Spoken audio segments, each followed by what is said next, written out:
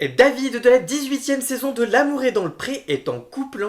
Elle était rime avec L'amour est dans le pré sur M6 avant de donner le coup d'envoi de la 20e saison du programme de dating champêtre. La chaîne va d'abord prendre des nouvelles des anciens candidats au cours d'un Que sont-ils devenus qui est désormais une tradition et qui s'annonce déjà mémorable et dont j'ai parlé dans une vidéo disponible sur ma chaîne YouTube Romain l'Actu Télé.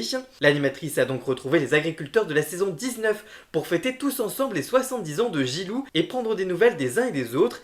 Mais quelques visages de la saison 18 se sont également glissés aux festivités. Cette édition 2024 a été riche en amour. La précédente a dû faire face à un bilan plus que mitigé avec un seul couple rescapé de l'aventure, celui de Patrice et de Justine. Pour d'autres, la magie a opéré plus tard à l'instar de David. Ce sympathique céréalier de Bourgogne-Franche-Comté n'avait pas reçu de courrier à l'issue de son portrait. Aussi, le quadragénaire avait vu son aventure s'arrêter net dès le lancement de la saison 18 et n'était revenu que devant les caméras de M6 au moment du bilan.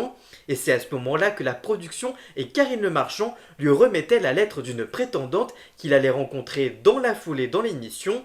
2 ans plus tard, il revient donner des nouvelles dans ce Que sont-ils devenus et c'est tout sourire qu'il annonce à Karine Le Marchand qu'il est très heureux et très amoureux.